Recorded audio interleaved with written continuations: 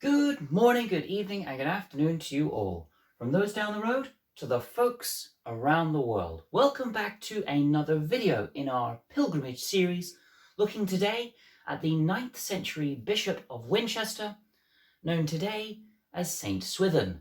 Much like this video's short runtime, our knowledge of Saint Swithun has come up a bit short, because our understanding of this real-life historical character has only really been written about and made significant in the years following his death.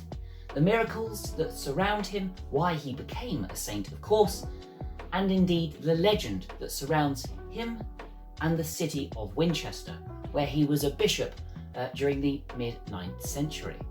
Swithun was born in the city of Winchester in the south coast of England in roughly the beginning of the 9th century, circa 800. He became the Bishop of Winchester by the year 852 and died some 10 or 11 years ago, depending on which source you read, on the 2nd of July 862 or 863. Once Swithun had become a saintly figure, recognised for the various miracles that had supposedly been performed after his death, well, of course, every saint has a feast day, a recognisable date within the calendar, which you can celebrate and mark these miracles in celebration. But as to which day that is, there are three different contenders. The 2nd of July, the 15th of July, and some say as late as the 26th of July. Let me explain why. Those that argue for the 2nd of July as this observance date harker back to the fact that it was on the 2nd of July, nearly 12 centuries ago, that St. Swithun had died. Those that suggest the 15th of July being the date of observance for Swithun, arguably the most popular of the three, point towards a local legend that occurred about 100 years after Swithun had died. In the year 971, Swithun's body was moved from just outside of the old church walls to a newly constructed minster, which today, unfortunately, does not exist, although an outline can be seen next to the present-day cathedral, where Swithun's body was moved in 1093 and then promptly lost and destroyed during the Reformation in 1538. Today, Swithun's shrine is been newly created, but of course without the relics. But back to the story. So Swithun has been moved from his old grave site, which was almost forgotten in 100 years, and moved inside into the new minster. Supposedly, it was because God appeared before a number of individuals, showing that Swithun was actually a glorious individual and deserved to be venerated as such.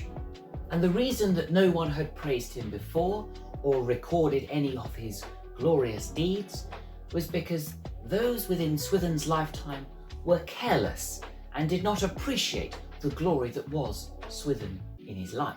Following the transfer of Swithun's body to the new minster, there is recorded a tremendous storm and days of rain.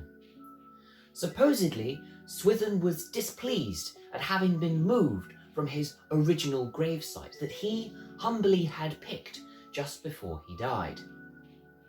And it is this incident, this storm, that gave rise to the local legend surrounding Saint Swithun. And the local legend goes like this. Saint Swithun's day, if thou dost reigns, for 40 days it will remain. Saint Swithun's day, if thou be fair, for 40 days 'twill rain nae mair. Now it has to rain specifically on Saint Swithun's bridge in Winchester for this 40 days of rain or no rain to be enacted. Now the reason why it has to be specifically this bridge is because supposedly Swithun during his lifetime built the first bridge that crossed the River Itchen that flows through the city of Winchester. Now, that's probably a little bit of a falsehood, because Winchester has been a settlement on the lands that it is today for well over 2,000 years, all the way back to the Celtic period. And the bridge which St. Swithun's is named after was probably built during the Roman period or maybe slightly thereafter, although it has been restored and rebuilt numerous times since then.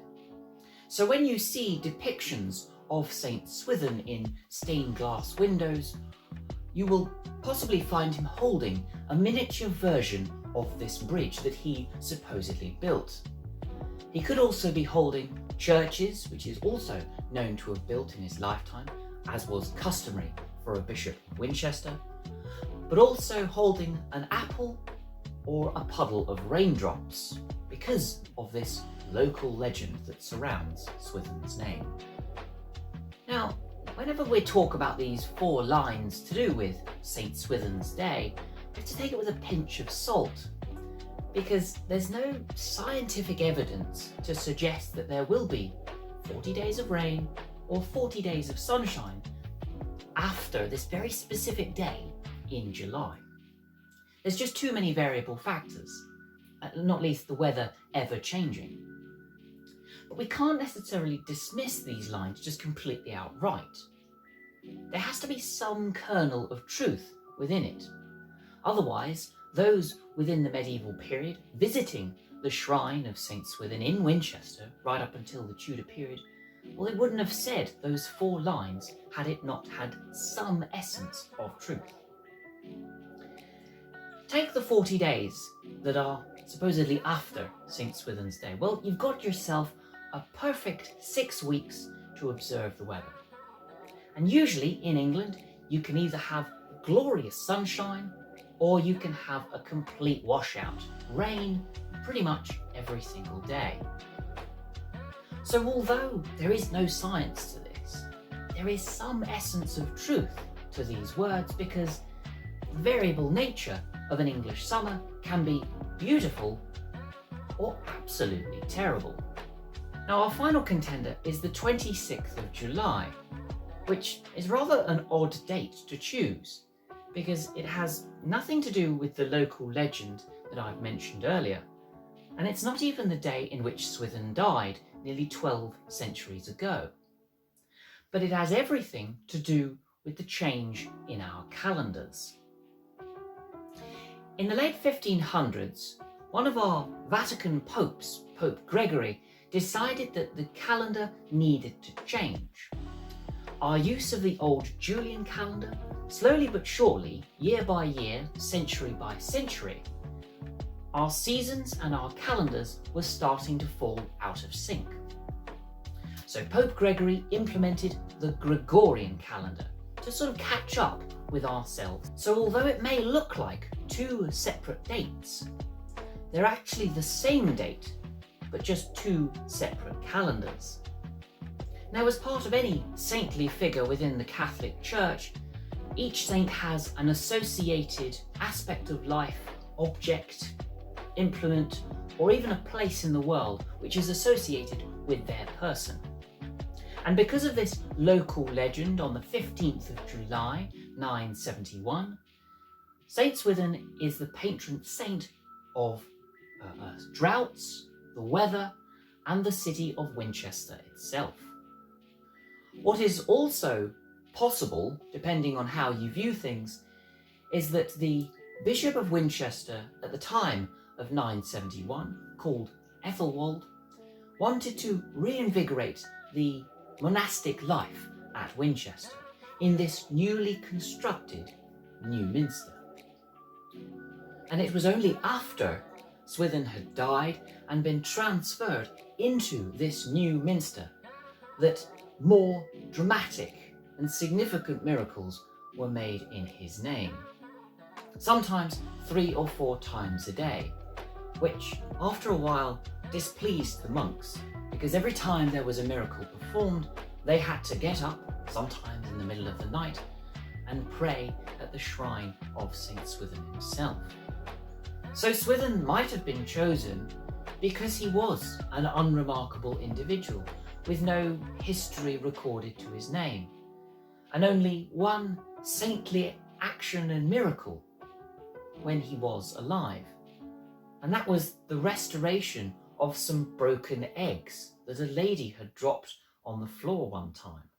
Now, although I mentioned earlier that St. Swithun's relics and bones and the shrine itself was destroyed in 1538, there are a couple of his body parts which are in cathedrals across Europe. For his head was detached in the year 1006 and is now situated at the Évreux Cathedral in France. Whereas his arms, or one of his arms, has been taken all the way to Stavanger Cathedral, based in Norway. It was taken in 1128 for the newly constructed cathedral there, built and dedicated to St. Swithun. Hence why they've got one of his arms. St. Swithun's popularity as a major pilgrim site lasted well through the rest of the millennia and even into the new Norman era of the 11th and 12th centuries. And it was likely only after the assassination and veneration of Thomas of Becket in the late 12th century that St. Swithun's popularity started to decline. But nevertheless, St. Swithun still holds an important place within the walls of Winchester, not just because he is the patron saint of this great city, but because there were still numerous individuals, pilgrims, that would visit the shrine of St. Swithun at Winchester Cathedral, right up until the very end in 1538, with the Reformation and the shrine's destruction. And much like the finite amount of knowledge that we have on St. Swithun, we have come to the end of our video. I hope you've enjoyed it. It's something slightly different, I know, to what I'm used to making, but I hope you've enjoyed it all the same. And I shall see you in the next video. See you later.